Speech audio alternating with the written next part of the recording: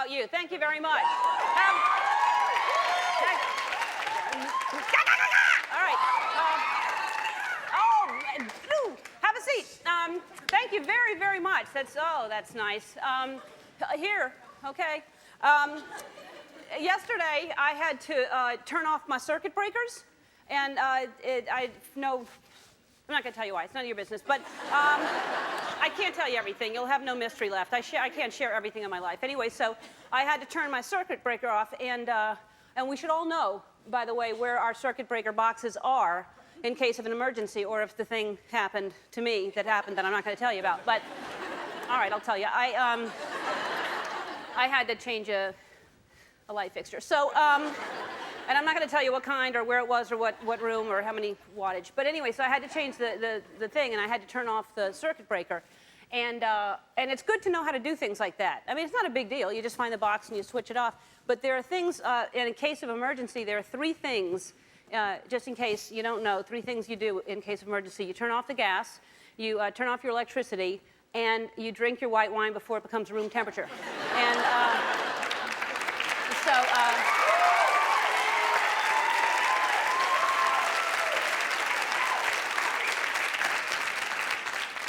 yeah, there are a lot of things to do to prepare. You know, here, it depends on the emergency, depends on where you live. Here in California, we have earthquakes, and those things are always scary. And you kind of get lazy when it hasn't happened for a while. You kind of forget, but you really should be prepared.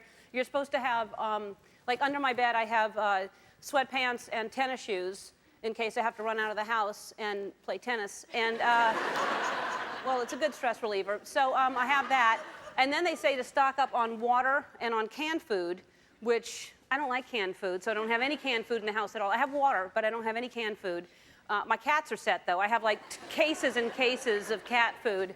So I guess if I had to, I could eat the cat's food, but which I don't really want to, but I do like the flavor of liver and salmon. So one of my cats wouldn't have to eat for about 3 months if something happened. The fat one that I talk about, he could live off his own blubber for a long time. Just to, here's my survival kit, meow. He was from Texas all of a sudden, my cat.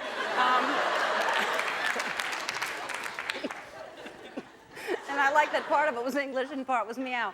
But anyway, so, but you should have candles. That's what they say too. Plenty of candles, which is good in case the power goes off. And whenever there's a storm and the lights start to flicker, everybody always does that same thing. As soon as the lights flicker, oh, you know, that kind of like scary thing. But I like the candles. You light the candles. Everybody, like I grew up in New Orleans and there were hurricanes and the power would be out and you'd light the candles and it'd bring the neighborhood together because you'd like look out your window to assess the situation in the neighborhood and other people would be looking out their windows and, you know, then you'd mouth to them, you want to come over?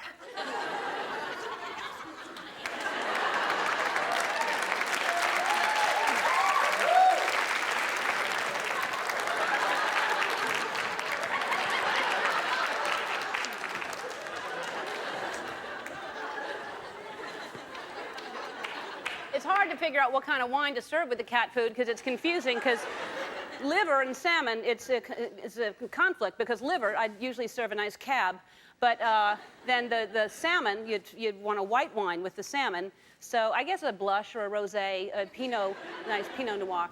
So, and you know the other thing that's really important in case of an emergency is you want a portable radio just with batteries so that you can, the most important thing during an emergency, dancing. That's right.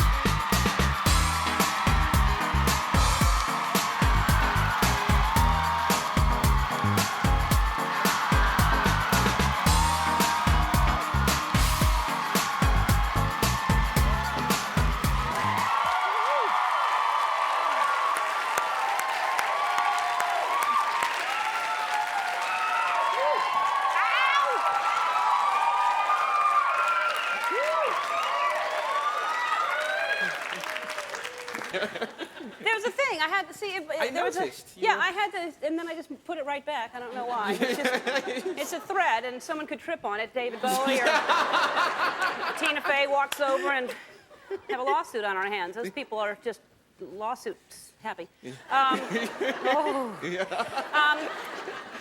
What's going on? So it's Friday. I'm looking forward to the weekend. Yeah. Do you like the Friday? Yeah.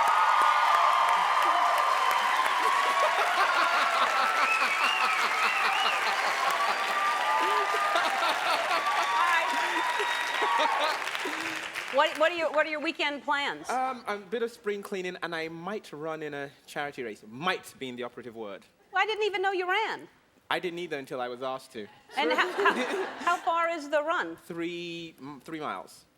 That's the shortest run I've ever heard of. Well, well, for me, I might do it. I might walk it. I haven't run in 2 years when I used to play football. Well, let us know how the race goes. If I do it, I'll let you know how it goes. Yeah. Absolutely. That's great. 3 miles. That's not bad. You should be able to make that in several hours. Right? I can run that. I'll do that. We'll see. It's Friday, and you know what that means. It's time for What's on Your Mind?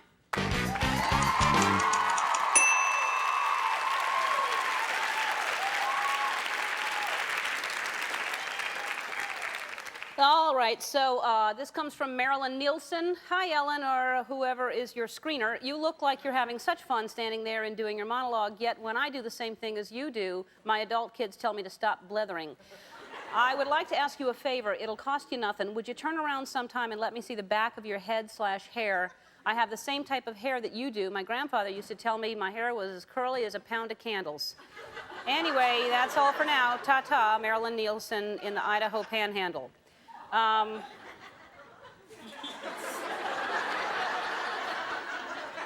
It's the weirdest thing.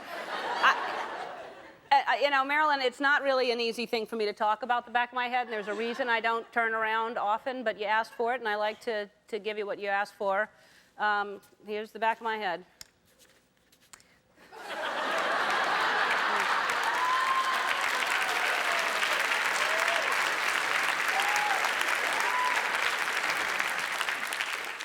And the only reason I put the candles there is to hide this.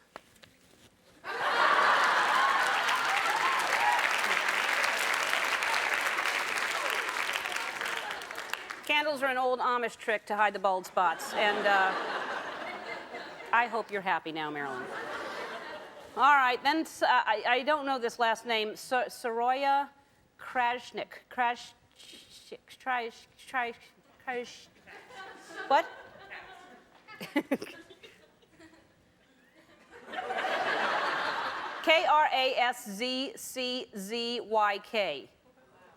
Krasczzyk.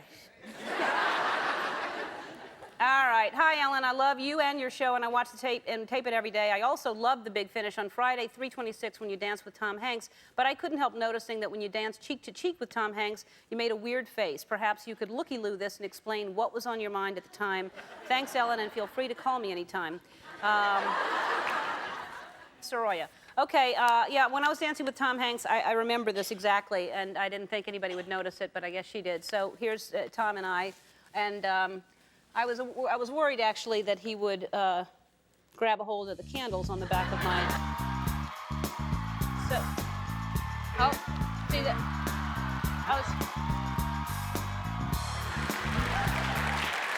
I thought it burned my...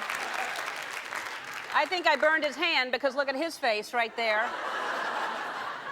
And then I actually was reliving just an old prom flashback that I had. That's what it was. Neither of us look really happy right there. I'm going to frame that. That's nice. This comes from Ann Kelly, Chevy Chase, Maryland. I TiVo your show, and I love to sit with my high school sons to watch you dance. When you sing, you don't put effort into your moves. Please don't sing when you dance. You are marvelous. Love, Ann Kelly. All right, I beg to differ, and perhaps you've never seen my version of Car Wash. Roll that tape.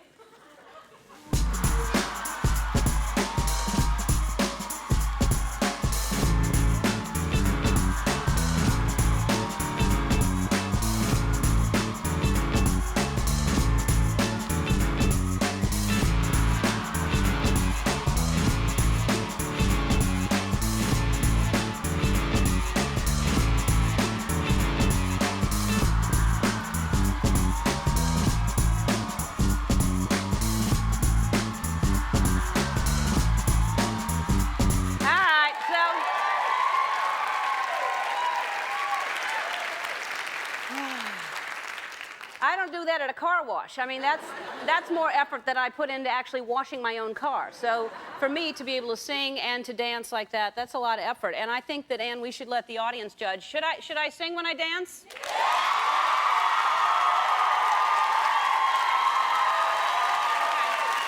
The audience has spoken, Ann.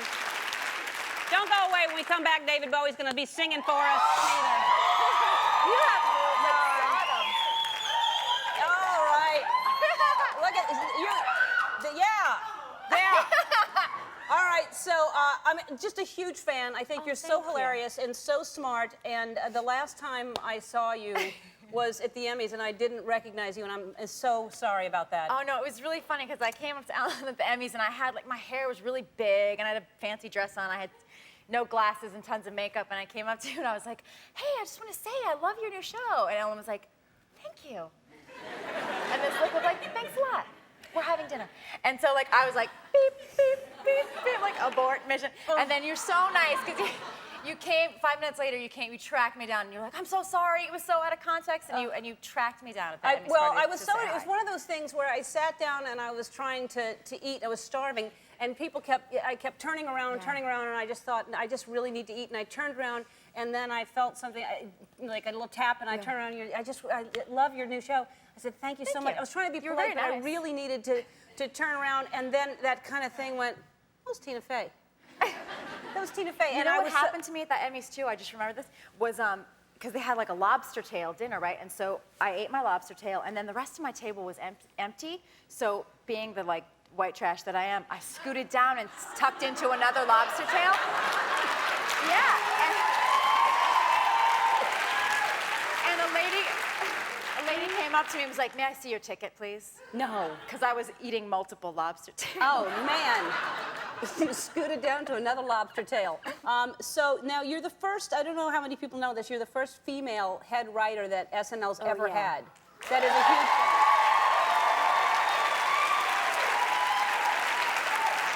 Well, sure. Well, sure. I mean, I'm co-head writer with this guy named Dennis McNicholas, and it's nice that people say that, but I think it's not actually that big a deal. I mean, I think that place is actually really, really fair because we write sketches every week, and then we go in this big read-through, and we read them all, and you've been there, you've hosted the show, and you know, the things that work don't, and the things that don't work, it's actually like really humiliating to have your sketches read in there. Yeah, it's hard because then as the host, you're kind of helping pick what makes it, and the writers are waiting to see if their sketch makes it because they write more. The first rehearsal is like 2 hours, and 2.5 hours sometimes. Yeah. And it's humiliating and degrading for everyone. Yeah, for all parties. Well, that's what this business is all about. You know, that's just part of it. Especially as a writer, you're constantly rejected and having to change things. Yeah. So, of all the sketches that you've written, what is your favorite? That's a good question. I have one favorite because I've never had a lot of luck with commercial parodies on the show. They're like a hard form. I've never had that many made, but I did have one commercial parody made last year that called Mom Jeans. Right. And it was kind of my favorite because first of all the girls got to be in it, and it was sort of inspired by I had purchased an unfortunate pair of jeans. That was sort of like You didn't know that when you tried them on? I was in a hurry. And I bought these jeans, and I wore them I bought them like on my way to the office, and I put them on, and Maya Rudolph and I were just like, man, those aren't working out. And she started singing a little song about mom jeans, and it ended up being this commercial parody. We have it. If you haven't seen it, it's hysterical. And it's done so well. I mean, it's like done so perfectly and subtly. They're so happy to be in those jeans. Yeah, we just had a little bit of padding and the short, sassy mom wigs. Oh, mom jeans. It's hilarious.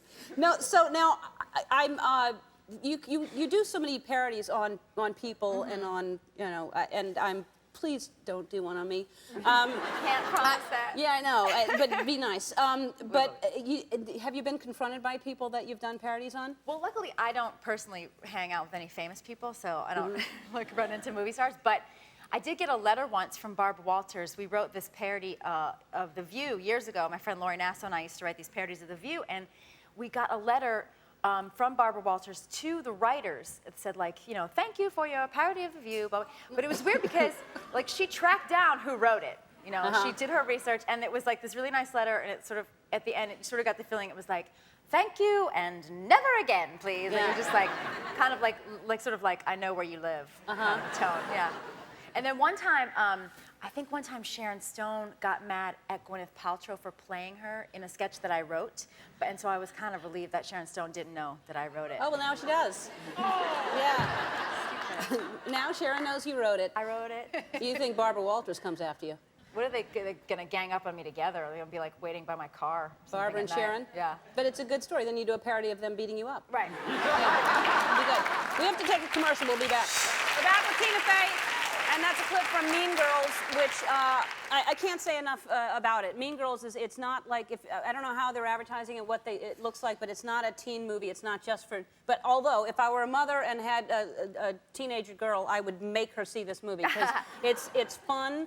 It's smart. It has a message. It has a really good message, and it's hilarious. It's for adults. I was crying laughing. Oh, thank you. It was so good. Now, where'd you get the idea for Mean Girls? Well, Mean Girls is based actually on this book called Queen Bees and Wannabes, which is a serious, like, nonfiction book of how to help your daughter through the treacherous middle school years. But when I read it, I actually thought it was kind of funny because it's all about how girls mess with each other and all the horrible things. So the book is not funny? The book is kind of serious, yeah. But all the anecdotes of like the things girls really do to each other is really, I thought, kind of funny. Like a girl will call up another girl. Like if I'm mad at you, I would call your mom and be like, oh, hi, is Ellen there? This is Susan from Planned Parenthood. I have her test results. Yeah. Yeah.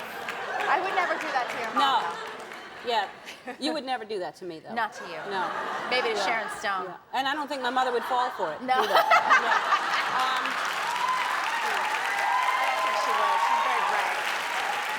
She'd be like, what are you talking about? Yeah, it's really good. And it just makes you realize how vicious teenagers can be in high school. Because there's just some, but just all the characters. And the little girl who's left home alone watching videos and getting all the wrong information. And it's hysterical. Thank you. It's really good. It is. It's very, very funny. All right, so now you interviewed a ton of girls to do this? I did. I looked in the book. There's a bunch of interviews, and I talked to a bunch of girls, and it's you know, I sort of, people say like, you know, how is it different from, you know, when you were in high school and stuff? And I think the biggest difference is there's like new body parts for girls now. Really? Because like when when we were in high school, like your jeans, like this part of your body right here, like right from there to there, you didn't show that. Yeah, you didn't show that. You didn't show like you know how Pink has that like super chiseled muscle? That was not an issue. No. But the girls, like the zipper on their jeans is like that long. Yeah. I don't know how they do it. Like I used to wear like, I thought I would wear like a turtleneck with strawberries and like penny loafers, and I thought I was really rocking the house. I'd wear like my mom's units. Remember units? No, what's units? They were like those like 80s like stretchy garanimals that ladies used to wear. No. Oh yes, units. Right, I like do know. There was a store called Units, right? And you could mix and match the different things. Oh, that's hilarious. All right, so you live in New York. I do. And do you find that soothing and relaxing? Like it's really relaxing to live in. Before going to a show, is it like stressful getting there, or do you like relax and pamper yourself? Yeah, or? we try. You know, we work all the time, and sort of like the great thing in New York is I do sort of treat myself to manicures. I like to get it's a very New York thing because they're cheap in New York, and I go to this place in Midtown called Bonjour Nails. Oh. And Bonjour. Bonjour. Yeah. And you know, it's a really classy place because they always have like a poster of like a beautiful Asian gal with long nails holding a violin. Oh yeah. You know it's nice. And she could never play the violin with those nails, but she does hold it. And it's weird because I never used to get manicures when I lived in Chicago, but when you go, it's like such a New York thing, and it's weird because at first you're just holding hands with a stranger for like 20 minutes. And then the one time I went and It's hilarious. You know, it's true. It's like, hi, how are you? Yeah. You try not to act like you're holding their hands, so your fingers are more out than curled in. It's really like dead-handed. And this one time I was there, and that Cher song was playing on the radio. That like, do you believe that one? And that's how it sounds, right? Yeah, it does. And she looked at me. We hadn't talked the whole time, and she was like, oh, this chair? I was like, yeah, that's Cher. And then she worked for a while, and then she's like, she a man or a woman?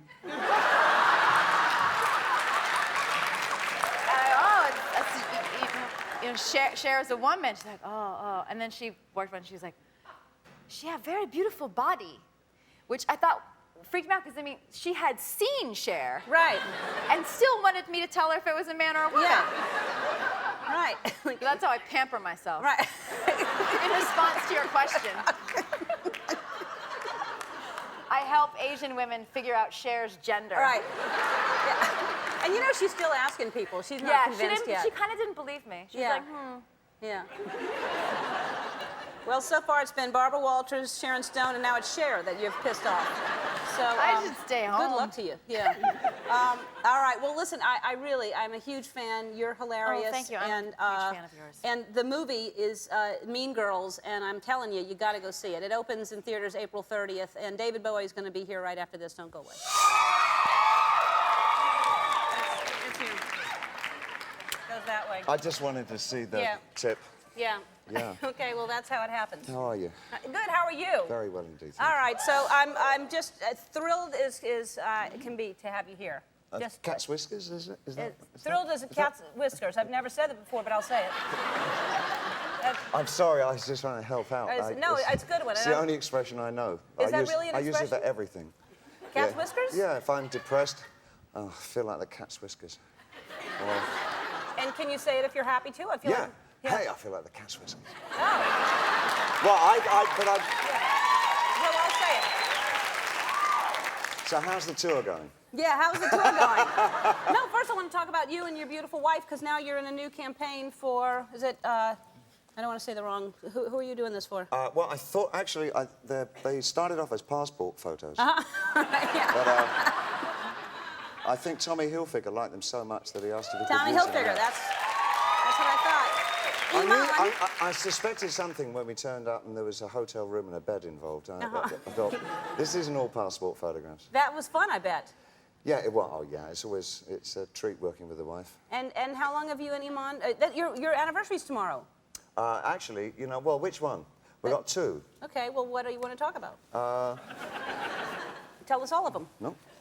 Well, I'll tell you the second one was June the 6th, and that was in Florence, in Italy. That was our wedding anniversary. The wedding? Proper. Okay. But it was a contractual one while I was living in Switzerland, so that would be tomorrow. But that was like paper, you know, and no friends. Right. We learned to get friends after that. And Then we had a proper wedding. Because then you get gifts that way when you have friends. That's it. It was a great idea. Yeah. It was, my mother told me to do that. She said, get friends, get gifts. Right. It worked out. And tomorrow, will you still celebrate? No, it'll be June the 6th. You'll wait till June. Yeah, All and that's the best one. But we've been together now for 40 years. 40. Wow, that's amazing. Yeah. It is a long time. And you have a little baby together? We do. We have a wonderful child called Alexandria, but actually Lexi. Uh-huh. And she's just 3 and 8 months. And 4. No, darling, you're 3 years and 8 months. And 4. You're nearly 4. Oh. Something like that. That was my impersonation. It was good. Shall I do Marcel Marceau? It was... no, you studied to be a mime, I heard. I was about 7... Look, there you are. That's all you're getting out of me. Yeah. Oh, don't push me. What? Right. Yeah. Around 17, I realised I was a mime trapped in a man's body. So, I mean, this is really quite embarrassing to talk about, you know. Anything to do with mime in America is embarrassing to talk... Because you get killed by clowns over here, don't you? Yeah. According to Bob No, but there's Goldthwait. some good mimes. You probably would have been a good mime. It was kind of a revolutionary company that I was with, and because they spoke. Well, that's not a mime. That's why they were revolutionary. Now, wait, and also you studied to be a monk? Yeah, I realised one day when I was around 18 that I was a monk in a mime's body.